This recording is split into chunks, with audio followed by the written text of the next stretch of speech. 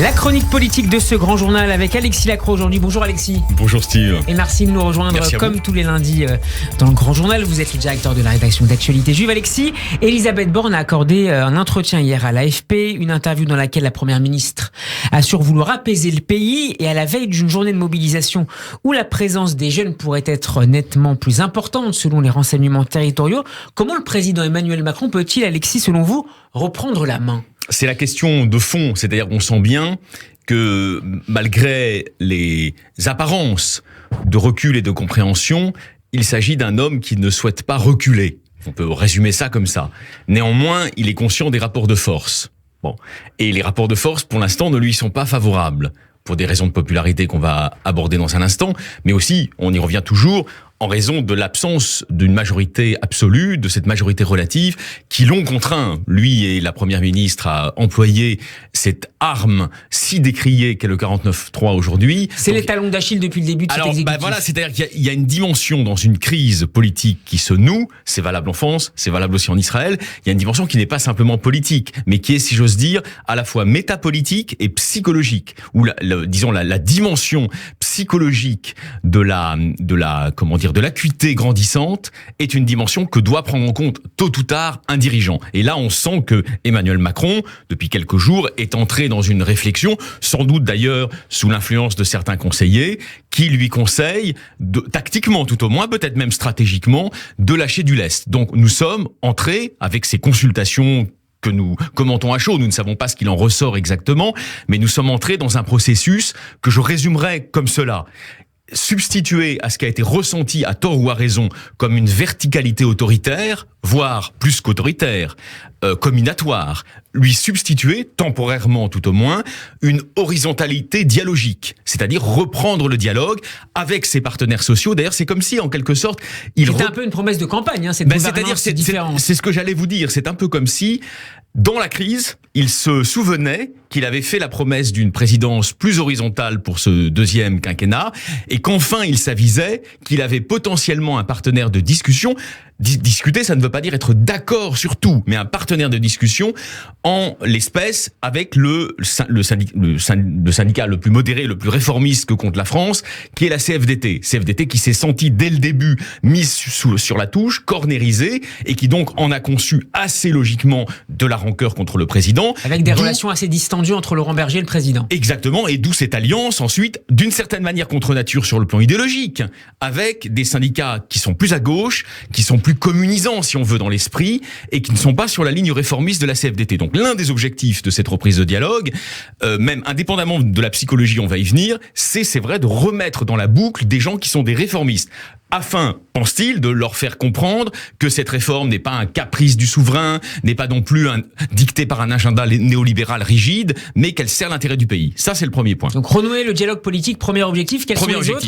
Et donc, si vous voulez déjouer, je finis là-dessus, déjouer le procès en verticalité autoritaire qui est fait actuellement à ce pouvoir, j'allais dire, par tout le monde.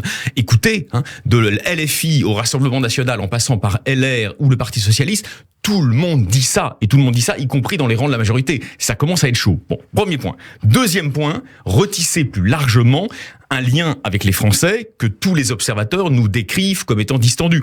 La cote de confiance, bien sûr, du président s'est effondrée, mais plus largement, il y a le sentiment, au fond, d'un exécutif qui a donné, à tort ou à raison, là encore, je décris la réalité des perceptions, des percepts, qui a donné le sentiment d'une forme d'autisme, ne pas écouter les gens, ne pas être... Isolement et autisme. Bon, politique. Et c'est pour ça qu'il a envoyé, elle fait bien le job d'ailleurs, ce qui plaide d'ailleurs peut-être pour qu'elle soit gardée en réalité, contrairement à ce qu'on lit partout. Mais vous savez, les conseillers sont pas les payeurs en ces matières-là. J'ai deux objectifs. Eva en parlait à l'instant dans cet entretien qu'a donné la première ministre hier à l'AFP. J'ai deux objectifs: apaiser le pays face à ces tensions. Donc il commence à s'y employer en réalité. Et accélérer les réponses aux attentes des Français. Ça, c'est plus compliqué, parce que les attentes des Français sont orthogonales vis-à-vis de la ligne économico-politique de la réforme actuelle. Mais en tout cas, elle va s'y employer. Et donc effectivement, cela suppose probablement, puisqu'on est un peu, avec vous, nous filons la métaphore de l'horizontalité. Ça suppose d'une manière ou d'une autre, je ne sais pas comment ils vont s'y prendre, mais d'aller s'asseoir au milieu des Français. pour l'un comme pour l'autre, pour le président comme pour sa première ministre. Je ne sais pas si certains politologues de mes amis me disent c'est impossible. L'eau a coulé sous les ponts, 5 ans ont passé et son image est abîmée. Mais je ne sais pas si quelque chose comme le grand débat serait possible. Mais en tout cas, c'est probablement une formule dialogique avec les Français qui est à l'étude. On l'imagine à l'Élysée, c'est pas des imbéciles, ils doivent y réfléchir. C'est une forme différente cette fois donc. Je ne sais pas. Je ne sais pas, mais si vous voulez, de toute façon, il est obligé, actuellement, il a 4 ans devant lui de réforme, il est obligé de renouer un lien avec les Français qui apparaissent comme étant moins celui de cette verticalité jupitérienne ou bonapartiste qui lui a joué tant de tours pendant son premier quinquennat. Et enfin, je dirais que la troisième dimension de ces consultations actuelles, dont nous verrons ce qu'il sort, c'est effectivement à la fois de gagner du temps dans la crise. Dans une crise, vous voyez, il faut toujours avoir à l'esprit, quand on gère une crise, c'est pas mon cas, hein, mais je me mets dans la tête d'un dirigeant politique, évidemment, il faut toujours avoir à l'esprit qu'on gagne du temps. Et ouvrir des issues de secours, des portes de sortie. Et quelle est la meilleure porte de sortie au-delà des 2 aspects psychologiques que nous venons de décrire ensemble, Steve?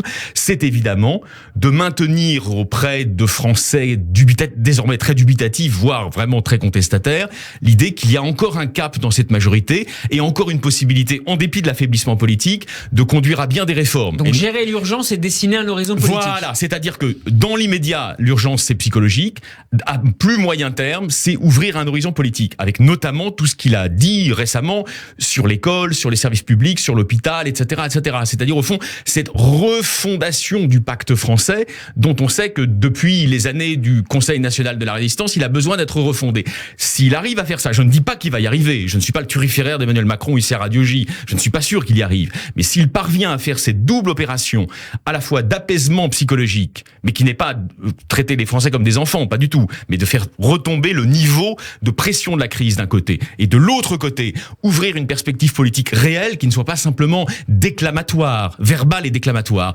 Là, il aura peut-être trouvé le moyen de prolonger le bail qui est le sien, sachant, la formule me paraît très bonne, qu'Alain Minc, dans les colonnes du Point, je crois récemment, a dit « Nous avons affaire en Emmanuel Macron à un président très actif, mais c'est un roi sous CDD ». Or voilà, effectivement, la condition de notre monarque républicain aujourd'hui, c'est celle d'un roi sous CDD. Qu'est-ce que vous faites quand vous êtes dans un CDD? Vous essayez de prolonger votre CDD. C'est précaire, mais ça peut marcher.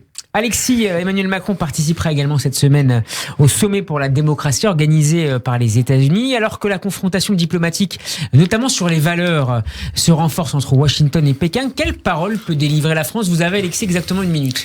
Alors, vous savez que la France, c'est le pays des non-alignés. Donc c'est le pays qui essaye de souder 2 blocs qui aujourd'hui tendent à divorcer, le bloc des démocraties occidentales et the rest of the world, comme on dit aux États-Unis, le reste du monde. La France a donc vocation, et Macron le sait, je crois, il le sait, à ce que le Sud global qu'il évoque, c'est-à-dire notamment nos pays, nos amis, nos partenaires africains, d'Afrique du Nord et d'Afrique subsaharienne, soient associés au processus de décision multilatérale de la mondialisation. Alors vous allez me dire, merci pour le blabla, merci pour le blabla, Alexis Lacroix.